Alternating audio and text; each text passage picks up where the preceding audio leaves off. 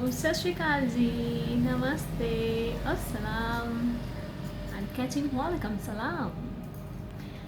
जैसा कि आप जानते हैं कि आज हम इस बात पर चर्चा करेंगे, विचार करेंगे, तफ्तीश करेंगे कि अगर आपके पल्ले कोई गलत लड़की पड़ जाती है तो आपको अपनी सिचुएशन को कैसे हैंडल करना है। बहुत मुश्किल सिचुएशन लगती है आपको क्योंकि आप स्टक हो चुके हैं, आपका फर्स्ट एक्सपीरियंस है ऐसी मुसीबत को झेलने के लिए। तो चलिए मैं आपकी मदद करती हूँ।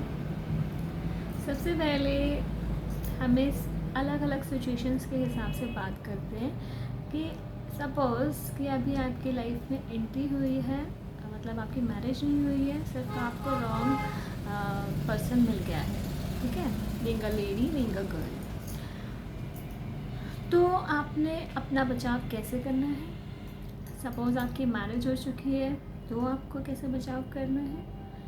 सपोज़ आप मुसीबत में ऐसी पड़ चुके हैं जिसमें ना तो आप मैरिज कर सकते हैं, ना ही आप छूट पा रहे हैं उससे। तीनों कंडीशंस को मैं क्लियर करूँगी कि आपको अपना बचाव कैसे करना है। पहले बचाव करने से पहले आपको प्रॉब्लम को डीपली समझना पड़ेगा कि प्रॉब्लम है क्या। अगर मैं शुरुआत यहाँ से करूँ कि जो कोर्ट कचहरियाँ चल रही हैं वो औरतों की वजह से चल रही हैं तो गलत नहीं होगा, बिल्कुल गलत नहीं होगा। इनफैक्ट मैं समझती हूँ कि जो पुरुष प्रधान देश बोला जाता है, स्पेशली इंडिया को, पाकिस्तान को, या टिपिकल कंट्रीज़ को, टिपिकल इन द सेंस जहाँ पर रिलीजियस के नाम पर पॉलिटिक्स की जाती है, ठीक है, आप मेरी बात को समझिएगा। रिलीजन के नाम पे पॉलिटिक्स की जाती है, ऐसी जगह पे खासकर सुपरस्टिशियस लोग बसते हैं और वो क्या करते हैं, आपको ये गलत फहमी हो जाती है कि आप मेन डोमिनेटिंग सोसाइटी के अंदर रह रहे हैं, जबकि ये सच नहीं है। आप वुमेन डोमिनेटिंग सोसाइटी में जी रहे हैं, क्योंकि आप मुझे अभी तो मैं बोल रही हूँ ऐसा, अभी जो मैं उसके बाद नुक्ते बोलूँगी तो आप खुद बताएंगे कि हाँ ये सही है। आपके घर में कोई शादी होकर आता है तो आपका घर घर होता है, लेकिन शादी के बाद में आपका घर प्रॉपर्टी हो जाता है। कैसे? आपको कौन सिखा रहा है कि ये घर नहीं है, ये प्रॉपर्टी है, इस प्रॉपर्टी पर तुम्हारा राइट बनता है, तुम्हारा भाई तुम्हारे को तुम्हारा हक लेके जा रहा है, तुम्हारा भाई वो काम नहीं करता जो तुम करते हो, तुम तो कितने मेहनती हो। बेटे को ऐसे ये बीवियाँ सिखा रही हैं और बेटे को क्या सिखाया जाता है कि तुम मेरे हाथ से निकलते जा रहे हो, तुम बीवी के हाथ में चढ़ते जा रहे हो। तो ये वाली जो बातें होती हैं, इन बातों से घर बिगड़ते हैं, घर घर नहीं रहते, फिर प्रॉपर्टी बन जाते हैं। आपस में लड़ना झगड़ना इतना ज़्यादा हो जाता है कि इंसान को घुटन महसूस होने लग जाती है। उसे ये लगता है कि मतलब मैं जी नहीं रहा, मैं पिस रहा हूँ, मैं प्रेशराइज़ किया जा रहा हूँ, मैं दब रहा हूँ, मैं गुलाम हो चुका हूँ, मैं स्लेव हो चुका हूँ, मैं एक सैंडविच के बीच में, दो ब्रेड्स के बीच में एक सैंडविच की तरह बन चुका हूँ। तो आप खुद देखिए कि ये सब कौन कर रहा है? लेडीज़ कर रही हैं, जेंट्स नहीं करते। जेंट्स को क्या चाहिए? उनसे प्यार से बात करो, स्माइल रखो फेस पे, उनको खाना खिलाओ टाइम से, उनको टाइम से सोने दो, उनको उनकी नींद को ख़राब मत करो। बस आदमी को कुछ नहीं चाहिए होता, कुछ नहीं चाहिए होता, लिटरली आदमी को कुछ नहीं चाहिए होता। सब कुछ चाहिए था औरत को। औरत को चाहिए होता है कंपटीशन, औरत को चाहिए होता है शो ऑफ। और शो ऑफ मैं नहीं ये कह रही कि लड़के नहीं करते, करते हैं, लेकिन उनकी शो ऑफ की लिमिट क्या है और लड़कियों की शो ऑफ की लिमिट क्या है। लड़के तैयार होते हैं तो कितना तैयार होते हैं, और लड़कियां तैयार होती हैं तो कितना तैयार होती हैं। आप एक लिमिटेड वेयर आप अपना वेयरिंग अपनाओ। अगर आप उससे ज़्यादा एक्सेस में जा रहे हो तो फिर आप एक्सेस में हो। जो एक्सेस में जा रहा है ना, वो दूसरे को पीसता है, वो दूसरे को डोमिनेट करता है, वो दूसरे को अपनी जेलस का शिकार बनाता है अपने शौक के चक्कर में। इसीलिए क्योंकि जो मेहनती इंसान होता है ना, उसे ये पता है कि मुझे अच्छा लगना है, साफ़ सुथरा लगना है, लेकिन शो ऑफ को वो इम्पोर्टेंस नहीं देता। इस तरीके से, जिस तरीके से मेहनती इंसान अपनी मेहनत से कमाता है और उसे पता है कि मुझे अपनी चीज़ को कैसे यूटिलाइज़ करना है। अगर आप बहुत ज़्यादा अमीर आदमी, बहुत ज़्यादा अमीर हैं, सुपर रिच हैं आप, तो क्या आप सब कुछ उड़ाने में ही अपनी एनर्जी लगाएंगे? क्या आप कमाने में एनर्जी नहीं लगाते?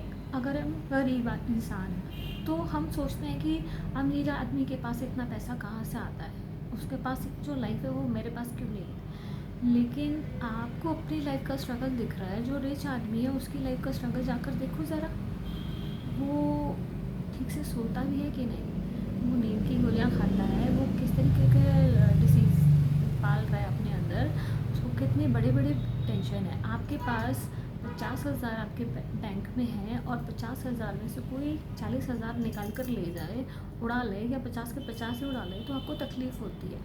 लेकिन अगर जिसके 50 करोड़ चले जाएँ, 50 करोड़ ही हो उसके पास, तो क्या उसकी तकलीफ़ आपसे कम होगी या ज़्यादा होगी? जितनी मेहनत करते हैं उतने स्ट्रगल्स आते हैं, जितने स्ट्रगल्स आते हैं उतनी चीज़ों की इम्पोर्टेंस होती है, उतनी हर चीज़ की वैल्यू होती है। तो इसलिए आप कभी ये मत सोचो कि जो आपसे अमीर है उसके पास प्रॉब्लम्स उस तरह की नहीं है जो आपके पास है। सबके पास प्रॉब्लम्स होती है। परमात्मा ने सबको हर्डल्स दिए हैं, वो इसलिए दिए हैं ताकि हम दूसरों की प्रॉब्लम्स को समझ सकें। अब अगर आप इस चीज़ को नहीं समझते हो तो वो जो आपके पास प्रॉपर्टी है, जो आपके पास एसेट्स हैं, जो आपकी अवेलेबल चीज़ें हैं, वो आपसे धीरे धीरे डिस्ट्रॉय होना शुरू हो जाती हैं और वो फिर आप राजा से रंग पर आ जाते हो। मतलब अगर आप चीज़ों को यूटिलाइज़ कर रहे हो, आपको जो मेहर मिली हुई है परमात्मा की, अगर आप उसको थैंकफुल नहीं हो, ग्रैटिट्यूड नहीं करते हो, अगर आप उसको वैल्यू नहीं करते हो, आप शो ऑफ की तरफ ही रहते हो, तो फिर आपको वही मिलेगा जो एक रंग को मिल रहा था, जो आपसे चिढ़ रहा था, जो आपको देखकर सोच रहा था कि आपके पास कितना कुछ है। तो ये नज़रिया है। अगर नज़रिया अच्छा है तो आप पुअर होने पर भी आप ग्रो कर सकते हो, अगर आप रिच हो तो भी आप ग्रो कर सकते हो और ज़्यादा। अगर आप नेगेटिव विचार रखोगे तो पुअर आपकी जो आप पुअर हो तो और नीचे जाओगे, अगर रिच हो तो आप नीचे आना शुरू हो जाओगे। It's totally up to you कि आप क्या करते हो। आई थिंक मेरी आवाज़ थोड़ी स्लो हो रही है, थोड़ा तेज़ बोला नहीं जाता मुझसे, I am very sorry for that. अच्छा चलिए, तो अब हम इस मुद्दे पर आते हैं कि अब आप अगर आपकी गर्लफ्रेंड है वो अच्छी नहीं है, मतलब आपको जो बुरे लोग होते हैं ना वो अपने सिम्टम्स दिखाते हैं, हमेशा दिखाते हैं। आपने नोटिस किया होगा कि कोई मैरिज होती है वो डिस्ट्रॉय हो जाती है, तो मैरिज के डिस्ट्रॉय होने से कुछ टाइम पहले जब आपकी मैरिज नहीं हुई होती, आप ये लगा लो कि वो पर्सन की आपकी लाइफ में आने के बाद में कुछ अच्छे मोमेंट्स आते हैं, फिर उसके बाद जैसे ही आप मैरिज का डिसीज़न ले लेते हो उसके बाद से आपके कुछ बुरे दिन आने लग जाते हैं, यानी कि आपको कुछ बैड इंसिडेंट्स आपके साथ होते हैं, कुछ मिसहैपनिंग्स होती हैं आपके साथ में, वो सिम्टम्स होते हैं जिसको आप समझ नहीं पाते, पहचान नहीं पाते। और उसके बाद जब मैरिज हो जाती है फिर वो जो ट्रेलर आप देख चुके थे उसका आपका फुल मूवी देखने का टाइम आ जाता है और फिर आपको सारी चीज़ें फेस करनी पड़ती हैं। और ये बहुत सैडनिंग है, बहुत बुरी बात है कि आपकी किस्मत में अगर ऐसा हो गया तो। लेकिन आप ये मान के चलो कि ज़िंदगी में जब भी कुछ होता है आपके साथ, आप ये मान के चलो अच्छे के लिए होता है, बहुत अच्छे के लिए होता है, सिर्फ अच्छे के लिए नहीं, बहुत अच्छे के लिए होता है। अगर आपके साथ कुछ बुरा हुआ है ना, आप उसे मान के चलो, हे परमात्मा तूने जो किया वो बढ़िया किया, मुझे नहीं पता उसके पीछे रीज़न क्या है, लेकिन जो किया वो अच्छा किया, और मुझे बुद्धि दे कि मैं समझ पाऊँ कि जो हुआ वो क्यों हुआ, मेरे लिए क्यों ज़रूरी था, इससे मुझे क्या लेसन लेना था। तो परमात्मा आपको समझाता है। जितनी जल्दी आप खुद अपने पापा के पास जाओगे ना कि पापा मुझे बताओ, उतनी जल्दी पापा आपको बताएंगे। जितनी देर लगाओगे पापा आपको बुलाएंगे नहीं, आपको बुलाएंगे। अब जितनी देर लगाओगे उतना देर आपको समझने में लग जाएगी, उतनी देर आप डिले करते करते करते करते उस चीज़ों को जो आपके प्रेशर पड़ रहे हैं वो पड़ते रहेंगे। तो आपको खुद जाना चाहिए अपने पापा के पास, यानी रब के पास, परमात्मा के पास, खुदा के पास, पूछने के लिए कि पापा मैं क्या कर रहा हूँ। गॉड इज़ अ फादर, है ना।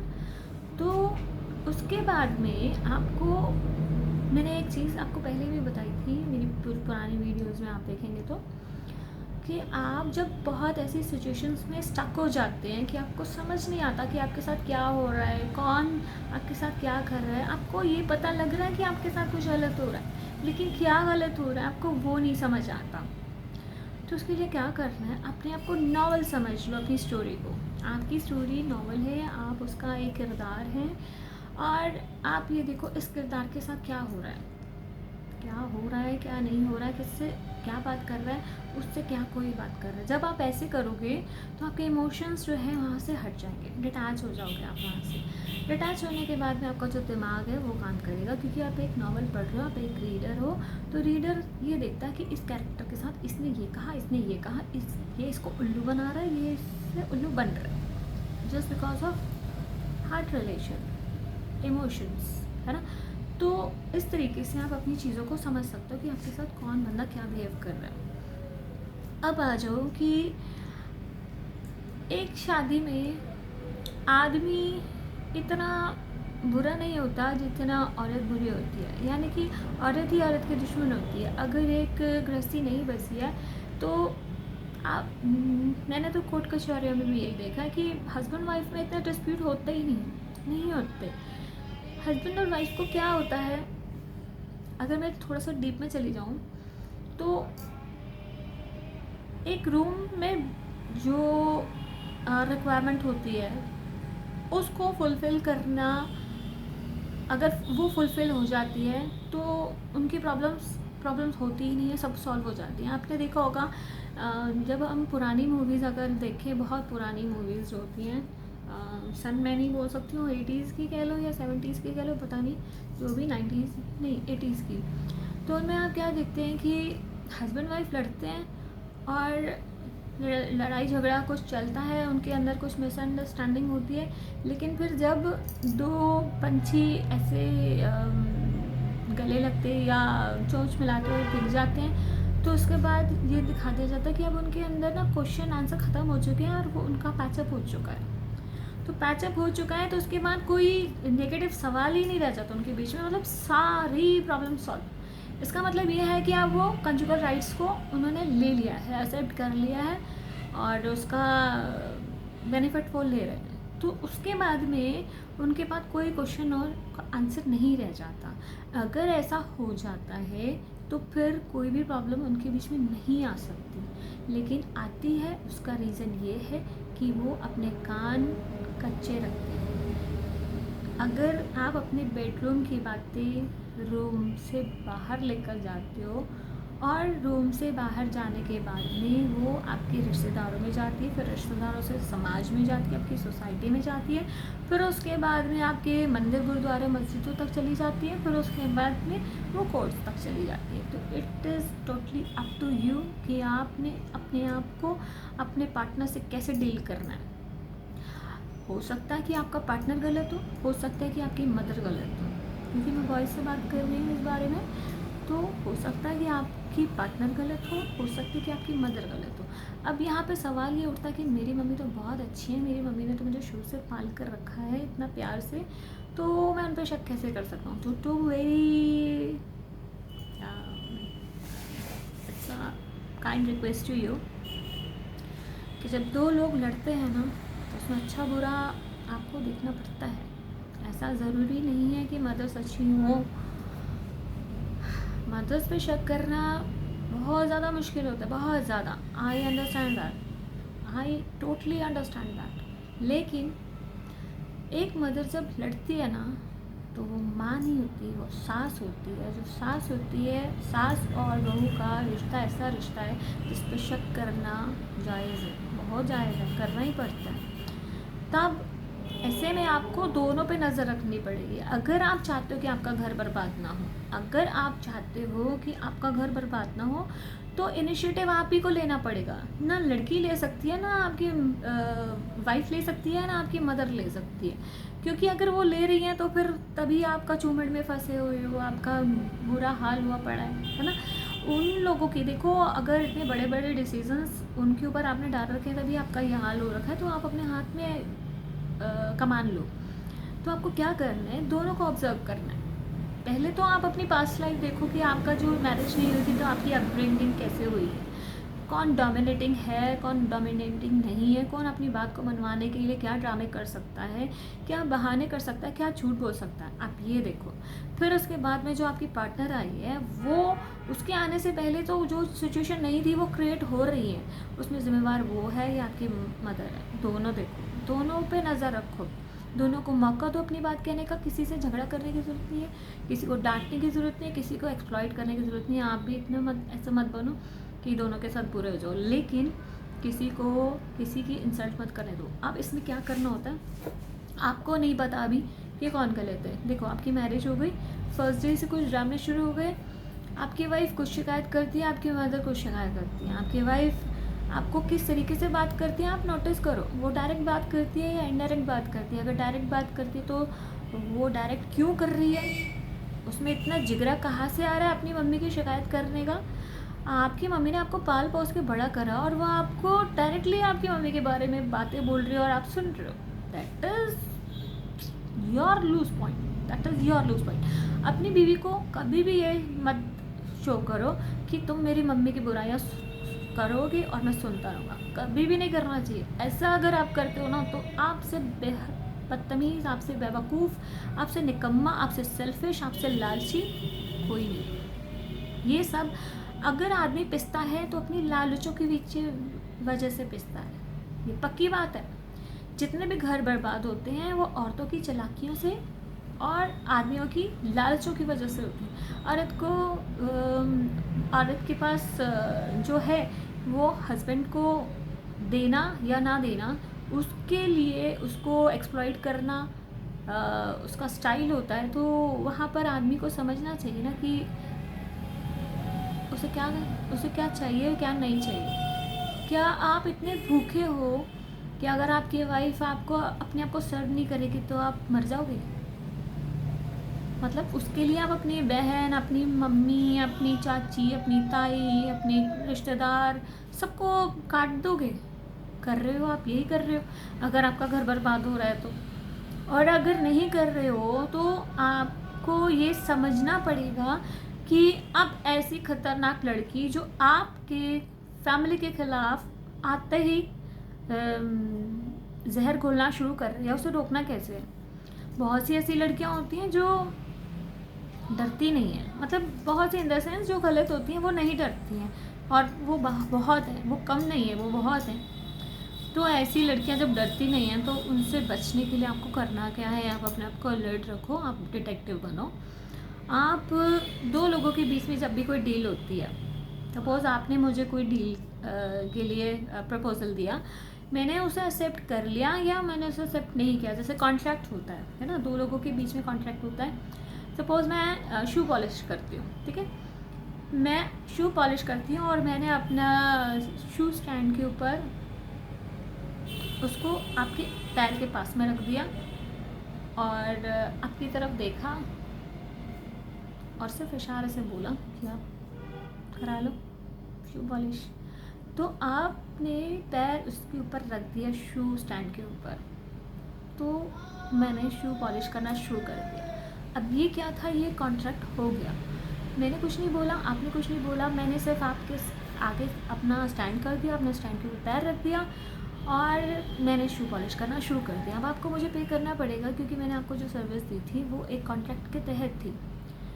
तो वो कॉन्ट्रैक्ट एक्सेप्ट हुआ है, इसीलिए शू पॉलिश हुआ है। अगर आप चाहते कि आपको शू पॉलिश नहीं करानी तो आप पैर हटा लेते, है ना। तो इसी तरीके से जब आपकी वाइफ आपको कोई प्रपोजल देती है, आप उसे एक्सेप्ट करते हो तो आप फुलिश हो, आप अपनी लालचों में फंसे हुए हो, आप उसे खुद से प्रमोट कर रहे हो कि हाँ तुम जो करना चाहो तुम कर सकती हो। इतने इतने बेवकूफ़ लड़के मैंने देखे हैं जो अपनी वाइफ को मैरिज से पहले ही बोलते हैं तुम सबसे आगे हो, तुम्हारे सिवा तुम्हारे आगे तो कोई है ही नहीं, तुम सबसे ऊपर हो, तुम चिंता मत करो, तुम जो चाहोगे मैं वो करूँगा। ये गलत बात होती है, ये गलत बात होती है। कोई लड़की परमात्मा नहीं होती है, कोई लड़की परमात्मा नहीं होती है, रब का रूप कोई नहीं होती है, ठीक है। रब का रूप अगर आप मानते हो तो इस तरीके से मानो कि परमात्मा का बच्चा है वो, परमात्मा नहीं है वो, परमात्मा का बच्चा है। परमात्मा का बच्चा आपको किसी को हर्ट करने की बातें नहीं सिखाएगा, परमात्मा का बच्चा आपको किसी को गलत करने के लिए नहीं सिखाएगा। अगर वो सिखा रहा है तो फिर उसको चांटा मारना भी सीखो जो आपकी मम्मी पर अटैक करने जा रही है। अगर आपको इतनी हिम्मत दिखा रही है वो, तो वो आपकी वजह से दिखा रही है। अगर वो हिम्मत नहीं दिखा रही है तो आपकी वजह से। तो मैं आपको प्लस पॉइंट दूंगी, टिक दूंगी, राइट दूंगी, ठीक है। अच्छा, तो अब आपको ये प्रॉब्लम है कि आपको समझ नहीं आ रही है कि आपके साथ हो क्या रहा है। आपने जब कैरेक्टर में आकर अपने आप को समझ लिया कि यही आपके साथ गलत कर रही है, तो आपका जो कॉन्ट्रैक्ट हुआ है उस कॉन्ट्रैक्ट में अगर आप मुझे धमकी देना चाहते हो, आप बोलकर कहोगे, आप लिखकर कहोगे या इशारे से कहोगे। अगर बोलकर कह रहे हो तो उसको रिकॉर्ड करा जा सकता है, अगर लिखकर कह रहे हो तो उसको स्क्रीनशॉट लिया जा सकता है, उसका प्रिंट आउट निकाला जा सकता है। अगर आप इशारे से कर रहे हो धमकी तो भी आप उसको कैप्चर कर सकते हो। तो अब आप ये देखो कि जब तक अगर मैं आपको कुछ गलत बात सिखाना चाहती हूँ, गलत प्रपोज़ल देना चाहती हूँ, क्योंकि मुझे काम आप ही से कराना है, आपकी मम्मी को एक्सप्लॉइट आप ही से कराना है, तो मैं आपको गलत चीज़ सिखाऊंगी। तो जिस वे मैं एक्सप्रेस करूँगी अपने आप को, चाहे फेस एक्सप्रेशन से, अपने किसी भी गेस्चर से, या आप अपने वर्ड से, या अपने रिटन थॉट से, तो आप उस चीज़ को रिकॉर्ड में ले सकते हो। आप उस रिकॉर्ड को अपने पास रखो, उसका यूज़ टाइम आने पे करो, ठीक है। क्योंकि अभी आपको बहुत मौके देने चाहिए। ऐसे नहीं कि बस एक बारी में घर तोड़ दिया। घर तोड़ना इतना आसान नहीं होता और ना ही इतना जल्दी करना चाहिए। कोर्स भी, इंडियन कोर्स में ये स्पेशली होता है कि आपको 1 साल का डिस्टेंस रखना पड़ता है, आपको अलग अलग रहना पड़ता है, तब जाके आप डिवोर्स के लिए अप्लाई कर सकते हो। स्पेशली इंडियन कोर्ट्स में, बाहर की कोर्ट्स के हर एक कोर्ट का अपना अपना सिस्टम होता है। तो उस चीज़ के हिसाब से आपको देखना है कि आपको कितना टाइम लेना है, ठीक है। एक ये बात हो गई। दूसरी बात ये है कि अब आप पहले तो आप स्टक हो चुके हो, तो आपका हाल बुरा हो चुका है। अब आप जो आपका हाल बुरा हो चुका है, आप उस चीज़ पर रोने के बजाय उस प्रॉब्लम को सॉल्व करने के बारे में सोचो। क्योंकि जब भी कोई प्रॉब्लम आती है ना, उसके पीछे प्रॉब्लम एक होती है लेकिन उसके सोल्यूशन बहुत सारे होते हैं। अगर आप कहते हो कि मेरे पास 50 प्रॉब्लम्स हैं, तो आपको 50,000 सोल्यूशंस भी मिल सकते हैं। और प्रॉब्लम हमेशा कम होती हैं और सोल्यूशन हमेशा ज़्यादा होते हैं। ये डायमेंशन का ये एक, आप ये कह लो कि नेचुरल रूल है। ये कितनी अच्छी बात है। आप उस तरफ देखो ना, तो दुनिया की ऐसी कौन सी प्रॉब्लम है जो आप सॉल्व नहीं कर सकते हो। आप अपना घर चला सकते हो। जब आपकी शादी नहीं हुई होती है तो आपकी मम्मी कहती हैं कि बेटा वरी बना लो, बेटा जॉब करो, अगर शादी करनी है तो अपने पैरों पे खड़े हो, कल को बहू को हम थोड़ी पालेंगे, तुम पालोगे। तो अगर ऐसी बातें हो रही हैं, आप सब कुछ कर रहे हो, तो फिर एक बीवी संभालना कौन सी मुश्किल बात रह जाती है। फिर बीवी क्या है? बीवी मालूम है, मैं बताती हूँ आपको बीवी क्या होती है। बीवी एक मन होती है, मन, जो मेरा चैनल का नाम है। बीवी एक मन होती है, आप भी एक मन हो, आपका परिवार का हर जीव एक मन है। उस मन का ख्याल रखना आपका काम होता है, आपकी फैमिली का काम होता है, आपके मन का ख्याल रखना, सबका एक दूसरे का मन का ख्याल रखने का काम होता है। फैमिली इसी को कहते हैं। जब आप किसी के मन का ख्याल रखते हो तो आपको क्या क्या बातें ध्यान रखनी है कि उसके मन को ठेस ना पहुँचे। मैं ऐसा कुछ ना कहूँ कि उसके मन को ठेस पहुँचे। आपकी वाइफ ऐसा कुछ ना कहे आपको जिससे आपकी मम्मी के मन को ठेस पहुँचे। आपकी मम्मी आपकी वाइफ को ऐसा कुछ ना कहे जिससे उसके मन को ठेस पहुँचे। आप अपने पेरेंट को ऐसी कुछ बात मत कहो जिससे उनके मन को ठेस पहुँचे। आपके सिबलिंग्स के साथ आप ऐसी कोई बदतमीज़ी मत करो कि उनके मन को ठेस पहुँचे। तो आपने मन का ख्याल रखना है। आप एक बीवी को लेकर आ रहे हो, एक तन को लेकर आ रहे हो, असल में वो उसके अंदर एक मन भी तो है ना, तो उस मन का ख्याल रखना है। तो मन का ख्याल रखने के लिए उसको एक्सप्लॉइट नहीं करना, उसको खुश रखना, उससे प्यार करना, उसकी बातें सुननी है, उसको अपनी बातें कहनी है। यही तो रिश्ता होता है। अगर आपकी वाइफ ऐसा आपके साथ चीज़ें नहीं कर सकती तो फिर वो आपके काबिल नहीं। आप इस चीज़ को समझ लो कि वो आपके काबिल नहीं है, तो फिर उसको एंटरटेन करना छोड़ दो मेरे हिसाब से तो। और मैं आपको एक चीज़ बता दूँ कि बॉयज़ जो होते हैं ना, बहुत कुकर्म कर लें, बहुत कुकर्म कर लें। कुकर्म आप समझते हो? श्योर।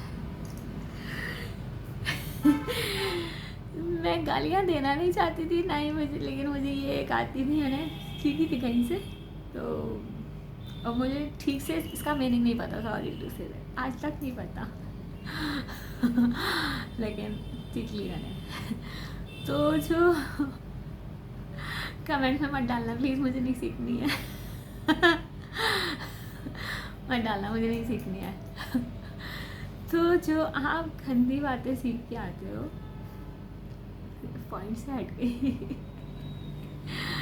जो लड़के गलत काम करते हैं, वो मैं बता दूँ, वो सुधर सकते हैं, वो सुधर सकते हैं, क्योंकि आदमी की जो लालच होती है ना, वो बहुत लिमिटेड होती है।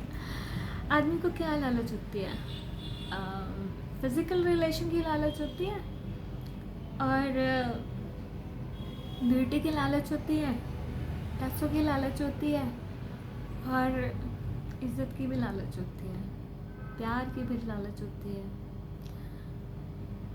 और केयर की भी लालच होती है। अब बताओ इसमें से कौन सी लालच गलत है?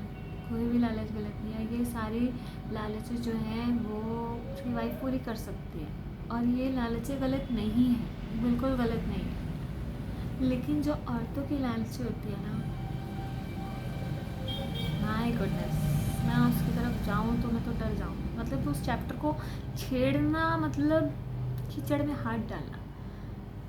जेलसी मुझे तो समझ नहीं आती, लड़कियां एक दूसरे से जेलस क्यों करती हैं यार? अपने आप को, खुद को संवारो, खुद को सजाओ, जितना आप अच्छा कर सकते हो अपने लिए करो। आप ब्यूटीफुल गर्ल को देखकर अपनी ब्यूटी को और बढ़ाने के बारे में सोचो। आप किसी अर्निंग लेडी को देखकर आप उसके तरीके से अर्न कैसे करना है वो सोचो। उसने क्या एजुकेशन ली होगी, वो कहाँ से उसने एजुकेशन लिया, किन सर्कमस्टांसेस से वो बाहर निकल कर आई है, वो देखो। और आपको भी उससे इंस्पायर होकर वो अच्छी चीज़ें सीखनी है।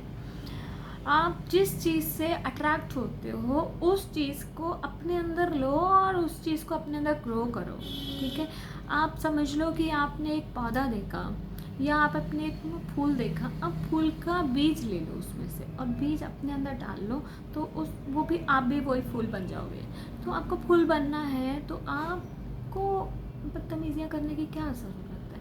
आपको लालच करने की क्या ज़रूरत है? आपको दूसरे को कॉलर पकड़कर उसे काम पे लगाने की ज़रूरत है? किसी का कान पकड़कर आप सोचते हो कि मैं इसके दम पे चल लूँ। दूसरे के दम पे चलने वाली लड़कियाँ, कमज़ोर लड़कियाँ जो होती हैं ना, लड़के कमज़ोर नहीं होते हैं, लड़के कमज़ोर नहीं होते हैं। उनको तो मतलब उनकी जो अपब्रिंगिंग ही ऐसी होती है, उनको डांट टपट के धक्के मार के निकाला जाता है घर से।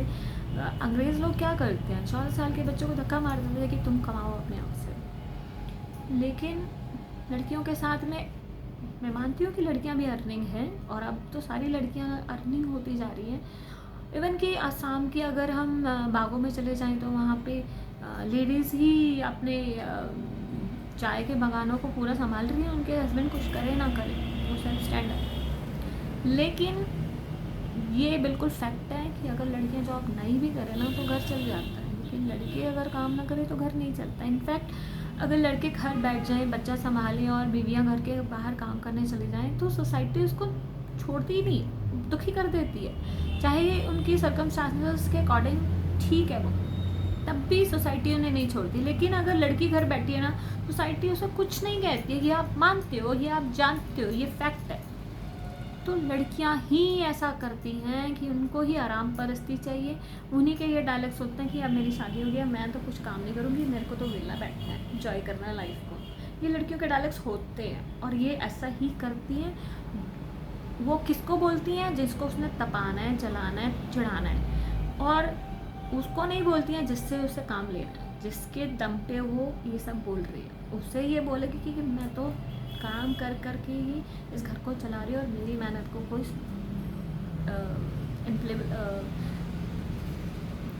ग्रैटिट्यूड नहीं पे करता। तो अब आ जाओ इस बात पे कि आपको गृहस्थी बनानी है तो अच्छी लड़की मिलेगी कि नहीं मिलेगी, कैसे मिलेगी, तो मैं आपको बता दूं कि अच्छी लड़कियां कम होती हैं, बुरी लड़कियां ज़्यादा होती हैं। अच्छे लड़के कम होते हैं, बुरे लड़के ज़्यादा होते हैं। उसका रीज़न बताती हूँ आपको क्यों ऐसा होता है। कि अगर आपके जो देखो पिछले कर्म होते हैं जो, यानी कि पिछला जन्म, अगला जन्म, फिर उसका अगला जन्म, अभी का जन्म, ये सारी चीज़ें आपकी लाइफ में स्केल वाइज चलती हैं। जैसे आपका अभी मान लो कि आपके पल्ले कोई गलत लड़की पड़ गई है। अब वो गलत लड़की जो है वो अपना पिछला हिसाब किताब पूरा करके आपको छोड़ेगी। जब तक आपका पूरा हिसाब नहीं होगा तब तक नहीं छोड़ेगी। तो वो हिसाब किताब पूरा करने के लिए आएगी, फिर आपकी लाइफ से चली जाएगी। फिर उसके बाद में अगर आपके अभी कुछ कर्म बाकी हैं जो आपने पिछले जन्म में गलत किए थे, तो फिर से आपकी लाइफ में एक और लड़की आएगी, वो आपको तंग करेगी अच्छी तरह, फिर पेलेगी अच्छी तरह, फिर जाएगी। फिर तीसरी लड़की आएगी, हो सकता है फिर वो सही हो सकता नहीं हो। It's totally up to your past karmas, जो आपके पिछले कर्म होंगे। अगर आपको लगता है कि आपके पास कर्मा जैसे भी हैं मुझे उससे रिलीफ मिल जाए, अब मुझे मेरी जान बख्श दी जाए, आपको अब ऐसा चीज़ें रिपीट ना हो, तो उसका एक सोल्यूशन है। परमात्मा के दर पे जाओ और परमात्मा को बोलो कि हे परमात्मा, मुझे नहीं पता कि मुझसे क्या गलतियाँ हुई हैं पिछले जन्म में, मुझे नहीं पता मेरे से अब इस जन्म में पीछे क्या क्या गलतियाँ करके मैं आया हूँ, तो मुझे बख्श लो। जो मेरे से गलतियाँ हो गई मुझे धीरे धीरे समझाओ। मैं समझने को तैयार हूँ, आप मुझे समझाओ, मैं आगे से वो गलतियाँ नहीं करूँगा। मुझे अब शांति दे दो, मुझे रिलीफ दे दो, मुझे अच्छा लाइफ पार्टनर दे दो ताकि मैं सुकून से जी सकूँ। मैं इंसान हूँ, मैं आपका बच्चा हूँ, मुझे भी जीने का हक है। मेरे से जो गलतियाँ हो गई वो माफ़ कर दो। अगर आप मुझे माफ़ करोगे तभी मैं जी पाऊँगा। अगर मैं जी नहीं पाऊँगा तो क्या आपको खुशी होगी? आप इतनी बात कहो, परमात्मा देखो कहेगा ना बेटा ना, ऐसी बात नहीं, मैं नहीं चाहता कि तू दुखी हो, बस तेरे को समझ आ जाए, मैं इसी चीज़ की इंतज़ार करता। अब तू मेरे पास आया है तो मैं बख्शनहार हूँ, मैं तुझे बख्श दूँगा, मैं तुझे वो सारी खुशियाँ दूँगा जो तू चाहता है। और सच मानना, यकीन जानना, आपके पाप वहीं पे ख़त्म हो जाएंगे। थोड़े से कर्म आपको भुगतने पड़ते हैं तब तक जब तक आपको चीज़ें समझ नहीं आ जाती, यानी कि जब तक आपको अपनी गलतियाँ समझ नहीं आ जाती कि आपने पास में क्या गलतियाँ करी, इस प्रेजेंट सिचुएशन में आप क्या गलतियाँ कर रहे थे, उस गलतियों को सुधारोगे। आपको सिचुएशन को हैंडल करना है। गलत लड़की आई है, आपको उसको हैंडल कैसे करना है, वो आपको प्रेशराइज कर रही है, आपको उसको जवाब देना है, आपको उसकी बातों में नहीं आना, आपको उसको गुस्सा नहीं करना, आपने उससे झगड़ना नहीं है, आपको उसकी बातों को क्रॉस करना है। अगर वो आपको कोई चीज़ सजेशन देती है, आप उसको नहीं, ये नहीं हो सकता, sorry, I can't do this, I never do this, मैं अपनी फैमिली के खिलाफ ये काम नहीं करूँगा। बस आपने इतना कह दिया, उसके बाद उसकी औकात नहीं है, चाहे वो कितनी रिच हो, कितनी सुपर रिच हो और कितनी ही पुअर हो। आपको पता है कि जो पुअर लड़कियां हैं ना, वो ज़्यादा तगड़ी होती हैं आपसे बदतमीज़ी करने के लिए, उनकी बैक में कोई नहीं होता। रीज़न बिहाइंड, जो रिच लड़की होगी ना, उसके पास में फैमिली होती है, उसके पास में एक सोसाइटी होती है जो स्ट्रॉन्ग ऑरा में होती है।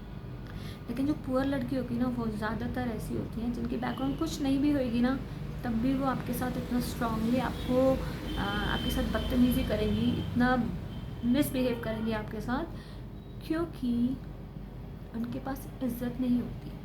जिसके पास इज्जत नहीं होती ना, वो किसी की बेइज्जती करने से नहीं डरता। वो खुद नंगा होता है, दूसरे के कपड़े उतारने में गुरेज नहीं करता, फाड़ने में कोई गुरेज नहीं करता, कुरेदने में नहीं करता। और सच ही बता रही हूँ, ऐसी गंदी लड़कियाँ होती हैं, मेरे को मतलब गंदी वर्ड अच्छा नहीं लगता, बट पता नहीं मेरे को मतलब सूट करता है, मुझे मतलब दिल करता है बोलने का, मेरा दिल करता है गंदी लड़कियाँ। मतलब मैं ये बचपन का सीखा हुआ वर्ड है, मैं छोड़ नहीं पा रही, मुझे अच्छा लगता है ऐसा बोलना, गंदी लड़कियों को गंदी लड़की बोलना। तो वो गंदी लड़कियाँ जो होती है ना, वो ऐसे ऐसे करतब करते हैं कि आपके घर की लेडीज़ के, जेंट्स के, खासकर लेडीज़ के, क्योंकि वो लेडीज़ के साथ ही दुश्मनी करती हैं, क्योंकि लेडीज़ जो होती है ना आपके घर की, उनको वो आपको पाल रही थी, फर्स्ट क्लास पाल रही थी।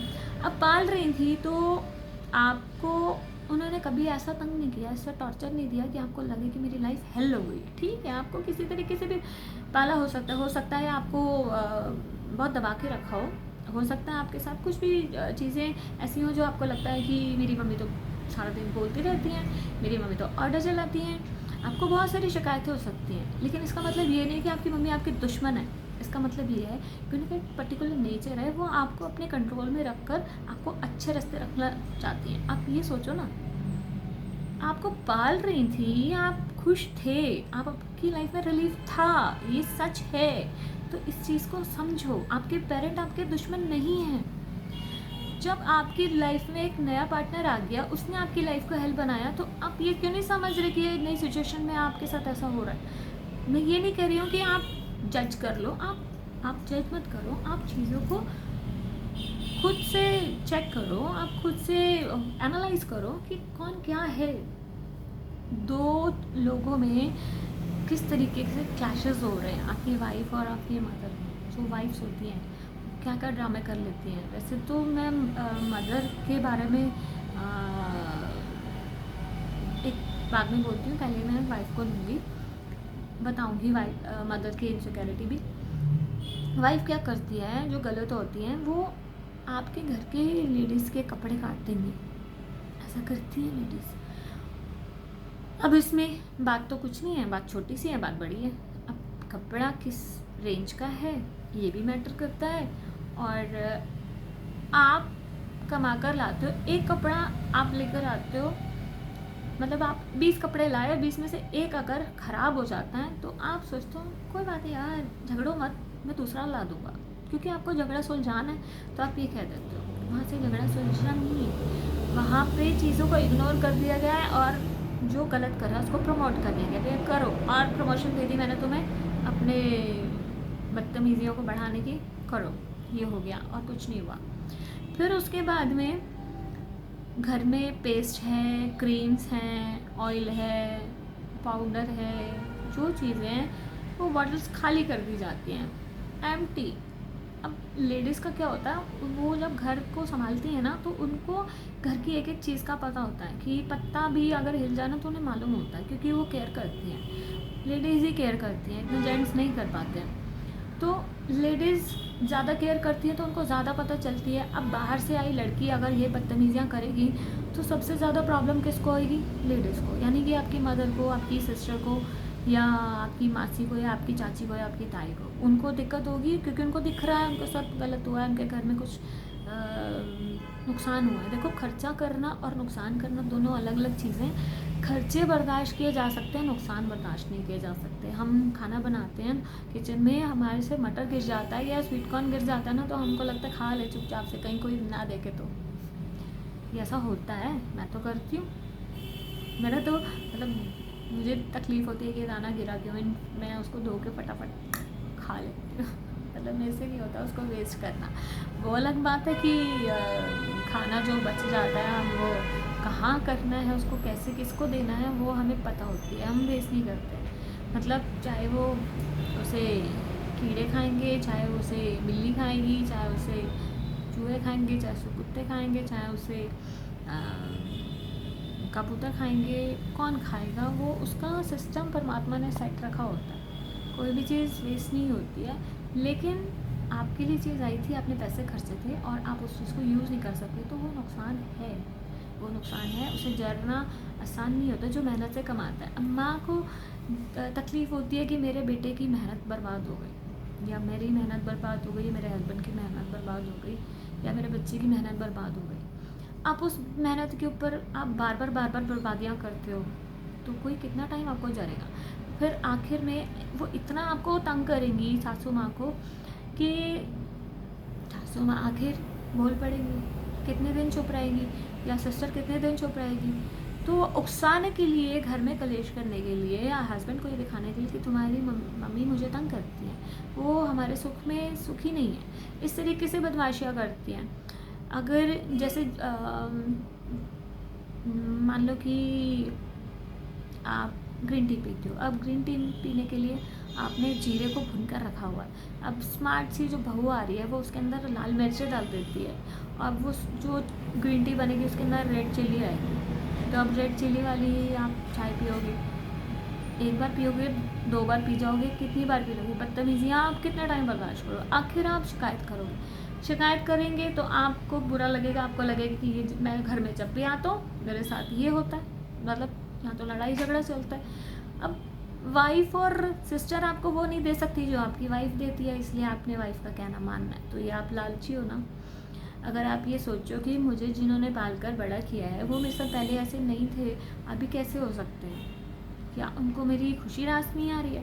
जिन्होंने आपको आपकी शादी पे इतना ढोल पीटे, जिन्होंने आपकी शादी की सारी तैयारियां की, जिन्होंने आपके रूम को डेकोरेट किया, आपकी खुशी का ख्याल रखा, आपके लिए मेहनतें करी, कितना कुछ मेहनत वो आपको खुद ही पता होता है हर किसी को कि उनकी सिस्टर्स, उनकी मदर्स उनके लिए क्या कुछ करती हैं, या उनके घर की लेडीज़ उनके लिए क्या कुछ करती हैं।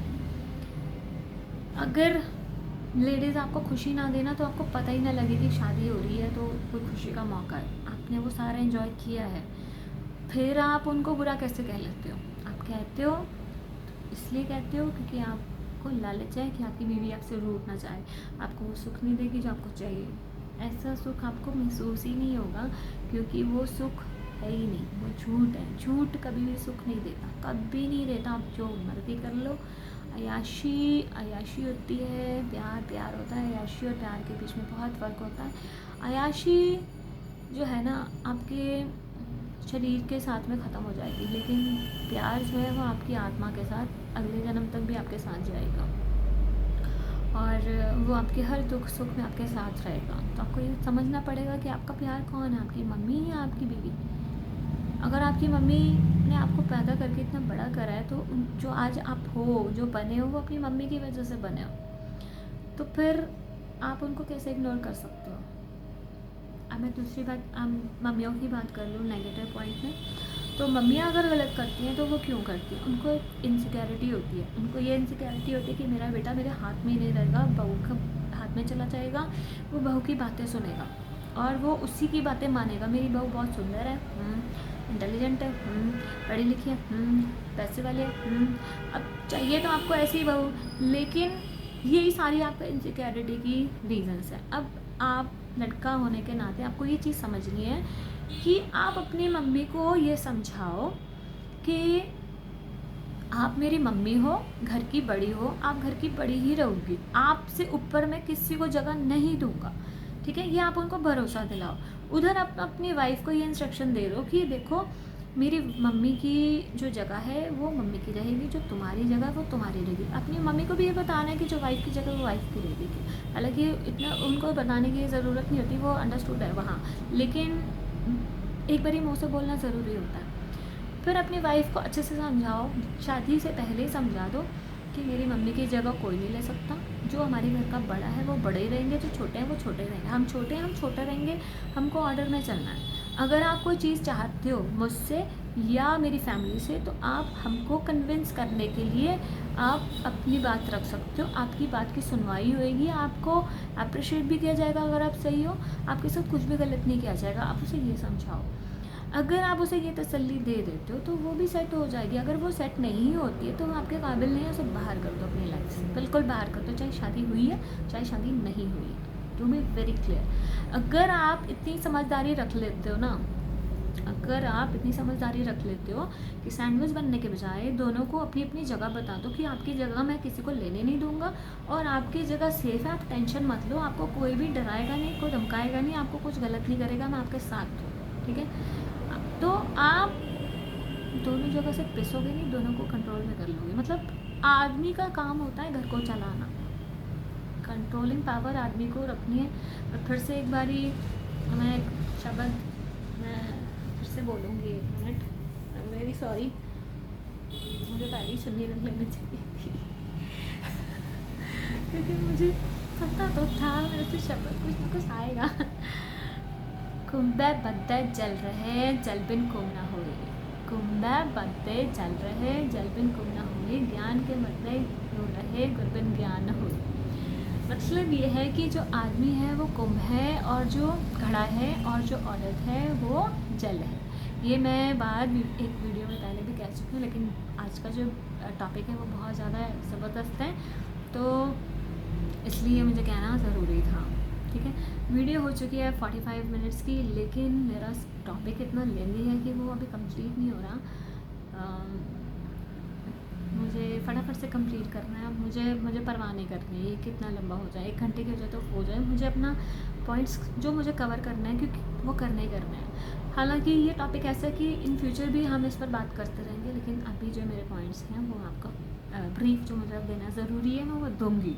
ठीक है, अच्छा, तो जल जो होता है वो पानी होता है, वो मिट्टी को एक शेप देने के काम आता है। ठीक है, और जो मिट्टी है जब वो शेप ले लेती है तो उसके अंदर हम उसको घड़े का शेप दे देते हैं, उसके अंदर पानी डाल देते हैं। तो जो औरत है वो पानी है जिसने घड़े को बनाया है। ठीक है, और वो जो घड़ा है वो आदमी है जो औरत को संभाल कर रख रहा है, यानी कि उसके अंदर पानी को डाला जाता है और उसे प्रिजर्व किया जाता है, संभाल कर रखा जाता है। तो और आदमी जो है वो पानी को संभाल कर रख रहा है। अब पहले जो पानी था वो माँ थी, और जो बाद में पानी था वो बीवी है, और बेटी भी हो सकती है। ठीक है, तो आदमी का काम होता है उसको संभाल कर रखना, बीवी को भी, माँ को भी। और औरत का काम होता है उनके अंडर रहना। आप अपनी बात को सही या गलत कह सकते हो, आप बता सकते हो कि मेरे साथ ये सही नहीं है, मेरे साथ ये गलत है, आपके साथ ये सही है, आपके साथ ये गलत है। आप अपना माइंड पूरा रख सकते हो, आप अपनी आज़ादी का इस्तेमाल कर सकते हो।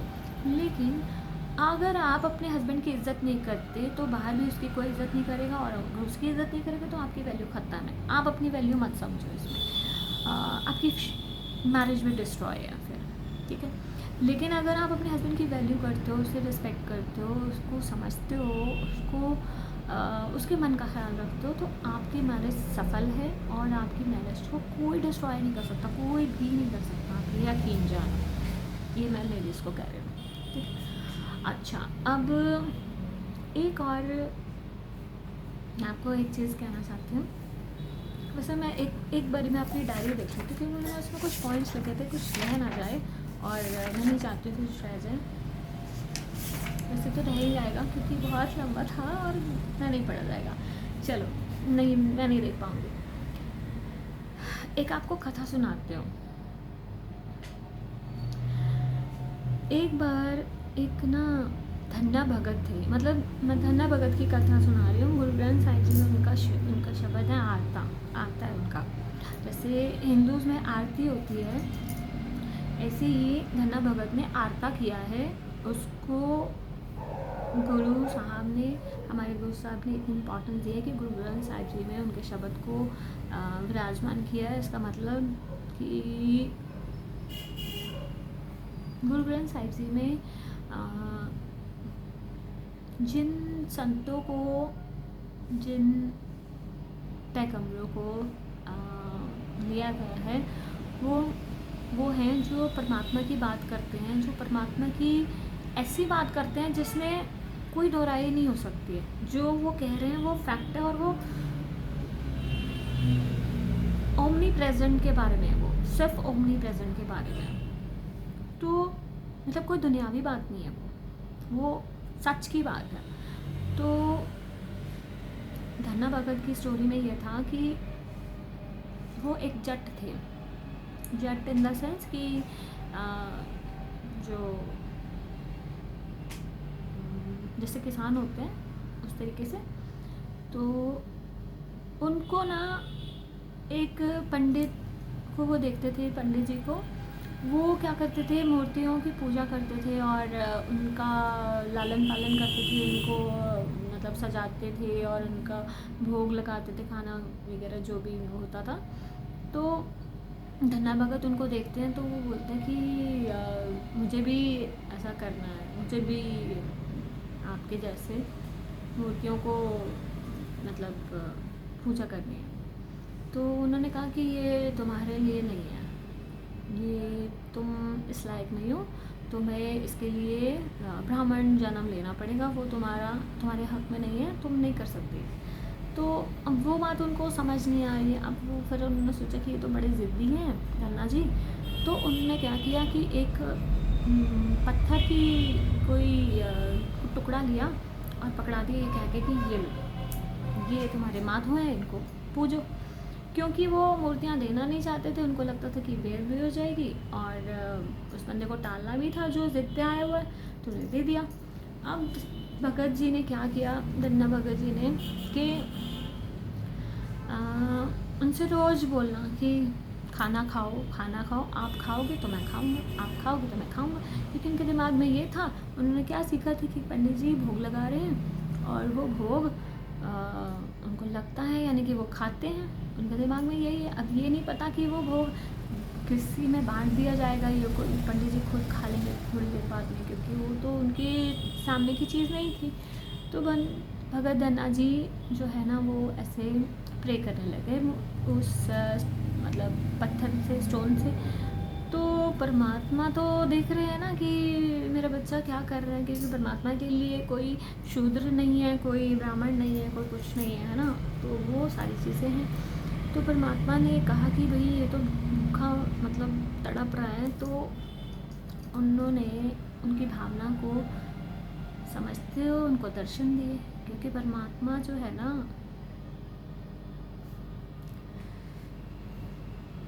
परमात्मा जाति देखकर नहीं आता, परमात्मा रंग रूप देखकर नहीं आता, परमात्मा भाव देखकर आता है। तो परमात्मा ने को दर्शन दिए और कहा कि बोल बच्चे तुझे क्या चाहिए। तो फिर धन्ना जी ने कहा कि मेरे पास तो कुछ भी नहीं है, मुझे तो सब कुछ चाहिए। तो बोले कि ठीक है, तू बताते जा, मैं पूरे करते जाऊंगा क्या क्या चाहिए। तो धन्ना जी ने क्या बोला कि करके गे हन चंगी जद तन्ना लेवे मंगी।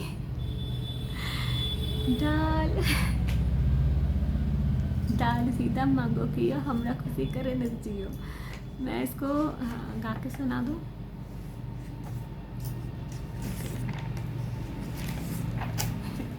मुझे आता है शब्द फिर भी।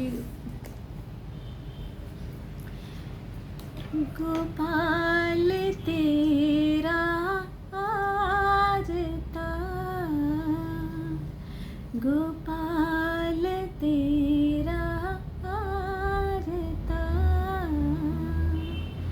जो जन तुमरी भगत करते तिनके काज सवारता, जो जन तुमरी भगत करते तिनके काज सवारता।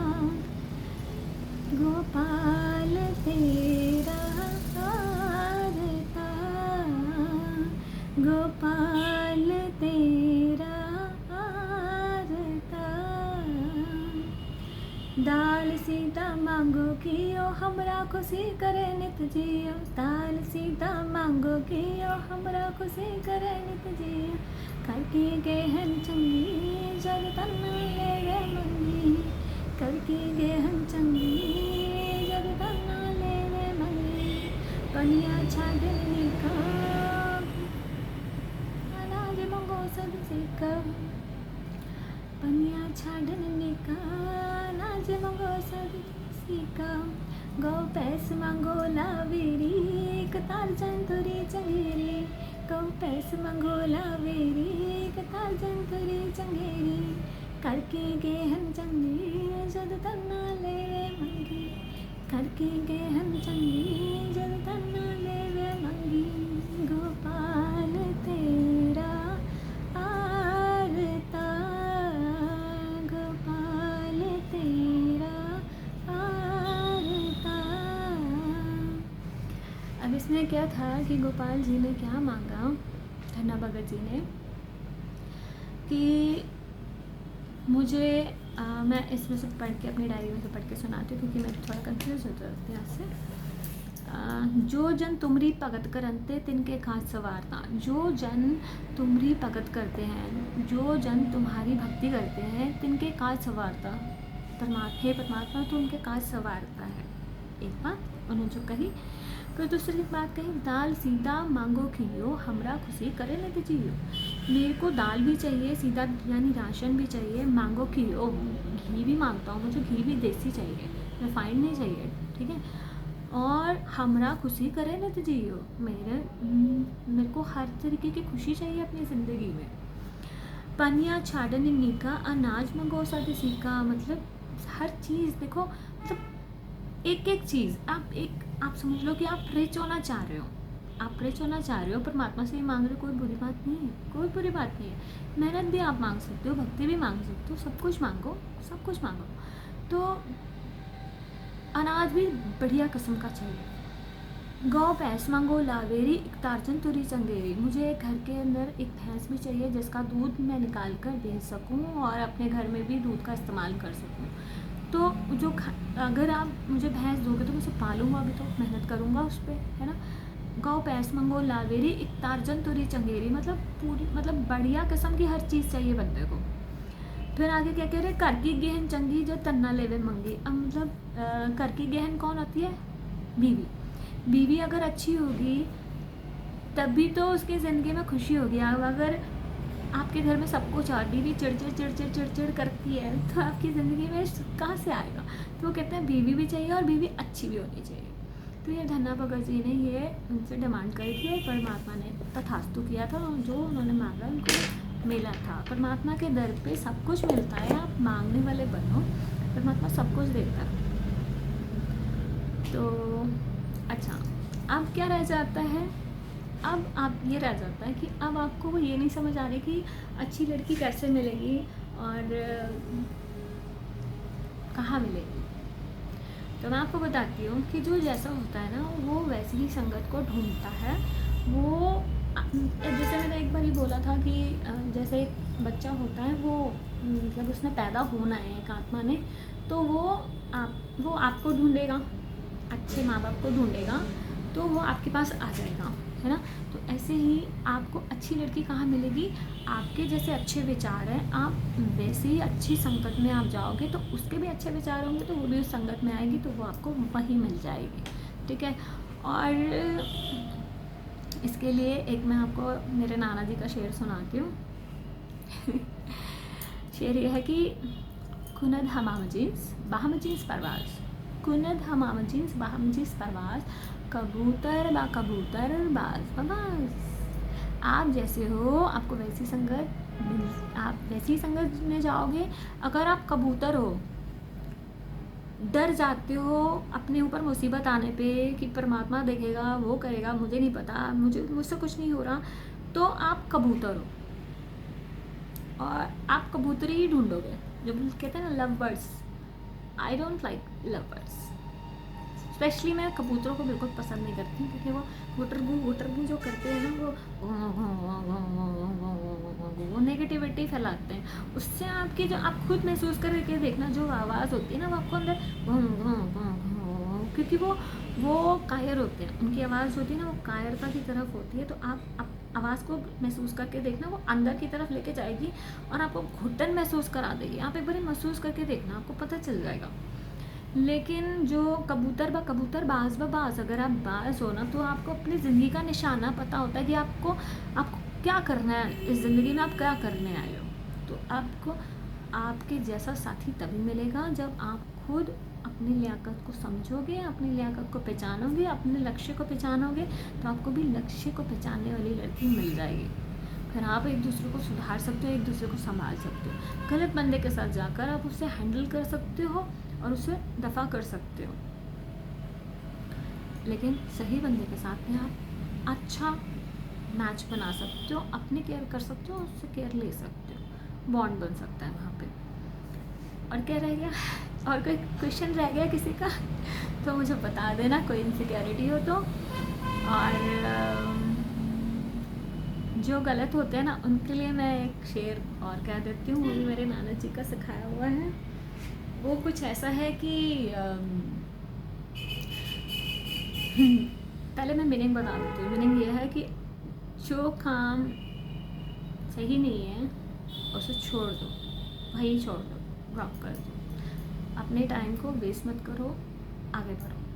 उसके क्या है पश्तो का शेर है ये, बदरिया दुर मुनाफे बेशुमारस्त, बदरिया दुर मुनाफे बेशुमारस्त, अगर खाई सलामते दर किनारस्त। अगर आपको सलामती चाहिए तो दरिया में डूबने के बजाय किनारे पर आ जाइए, आप सलामत हो जाएंगे। तो आप समझ चुके हैं अच्छी लड़की और बुरी लड़की कैसे आपको डिसाइड करना है। मुझे लगता है कि आपके बहुत सारे प्रॉब्लम का सोल्यूशन मिल चुके होंगे और मुझे उम्मीद है कि अब आप अपने डिसीजंस ले सकते हैं। अगर फिर भी किसी को कोई प्रॉब्लम है, आप समझना चाहते हैं कि आपको क्वेरी करनी है, तो आप मुझसे पूछ सकते हैं। और इसके बाद जो मेरी नेक्स्ट वीडियो होगी वो उन लड़कियों के लिए जो मुझे बहुत वेट कर रही हैं कि भाई हमारे पक्ष में आप कब बोलोगे। स्पेशली मेरी फ्रेंड्स दीदियाँ, मेरी प्यारी प्यारी, क्या कहूँ उनको, फ्रेंड्स कहूँ या क्लाइंट्स तो नहीं मैं बोलूँगी, मेरी फ्रेंड्स ही हैं वो। तो वो मुझसे चाहती हैं कि मैं उनके फेवर में भी कुछ बोलूँ। और लड़कों के लिए पहले बोलना इसलिए ज़रूरी था क्योंकि लड़कों में वो सब्र नहीं है, उनको ये उम्मीद नहीं है कि कोई लड़की लड़कों के फेवर में कुछ बता सकती है, इसलिए उनको पहले बताना ज़रूरी था। और लड़कियों को पता है कि मैं उनके फेवर में बताऊंगी, ज़रूर बताऊंगी, वो वेट कर सकती हैं, इसलिए मैंने उनका टॉपिक बाद में लिया। इसके बाद मुझे यूनिवर्सिटी पे भी बात करनी है, लेकिन पहले मैं लड़कियों का टॉपिक ले लेती हूँ क्योंकि लड़कियाँ बहुत वेट कर रही हैं और मुझे बहुत इंसिस्ट किया जा रहा है कि मैं पहले लड़कियों के बारे में बात करूँ। तो अब नेक्स्ट टाइम हम लड़कियों के बारे में बात करेंगे। और मैं एक चीज़ आपको बता दूँ कि अगर आपको मुझसे काउंसलिंग लेनी है, मैंने अपना नंबर डिस्क्रिप्शन में डाल रखा है, अगर आपको मेरे से काउंसलिंग लेनी है तो आप मेरे से अपॉइंटमेंट ले सकते हैं। उस अपॉइंटमेंट में आपके जो टाइमिंग फ़िक्स होंगे, आपको उसी टाइम पे आना है। अगर आप नहीं आते हैं तो आपको 2000 रुपीज़ पे करने पड़ेंगे। और अगर आप आते हैं तो फ़ीस के बारे में आप जानना चाहेंगे, मेरी फ़ीस क्या है। फ़ीस वही होगी जो आप देना चाहते हैं, फ़ीस वो नहीं होगी जो मैं लेना चाहूँगी, ठीक है। मेरी फ़ीस यही है कि आप चीज़ों को समझो। आप चाहो तो फ्री ऑफ कॉस्ट मुझसे चीज़ें समझ सकते हो, आप चाहो तो आप अपनी मन से, आपकी इच्छा जो होगी आप वो फ़ीस दे सकते हो। अगर वो मुझे एक्सेप्ट करनी होगी तो मैं एक्सेप्ट कर लूँगी, अगर नहीं करनी होगी तो नहीं करूँगी। और मेरी 2000 रुपीज़ जो मैंने अपॉइंटमेंट कैंसिलेशन के चार्जेस लगाए हैं वो इसलिए लगाए हैं क्योंकि मेरी लाइफ में मेरे टाइम की बहुत वैल्यू है और अगर मेरे टाइम की कोई वैल्यू नहीं करता तो मैं उससे पनिश करती हूँ। तो इसलिए मैं ये पहले से बता रही हूँ कि जो मेरे से अपॉइंटमेंट लेकर नहीं आएगा उससे मैं 2000 रुपीज़ लूँगी। वो कैसे लेने हैं, आई नो दैट। और जो मुझे फ़ीस नहीं दे सकते हैं वो समझ जाएं कि आपको डरने की ज़रूरत नहीं है, आप फ्री ऑफ कॉस्ट मेरे पास आ सकते हैं।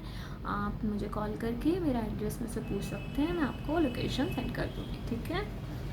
Have a good day. Ladies के लिए भी फ्री है और जेंट्स के लिए भी फ्री है अगर वो पे नहीं कर सकते हैं तो, ठीक है। Have a good day. कोई दिक्कत आए आप मुझे पूछ सकते हैं, आपके पास रिसोर्सेज हैं, फ़ोन पे कर सकते हैं बात, मैसेज पे कर सकते हैं, अपॉइंटमेंट लेके बात कर सकते हैं। डिपेंड करता है आपकी प्रॉब्लम कितने में सॉल्व हो जाती है। एक मीटिंग में मैं आपको फ़र्स्ट मीटिंग जो होगी आपको फ्री दूंगी, ये मेरा प्रॉमिस है आपसे। फ़र्स्ट मीटिंग आपको मैं फ्री दूंगी और उसमें मेरे 2.5 से 3 घंटे आपको मिलेंगे, ठीक है। चलिए, have a good day, bye bye.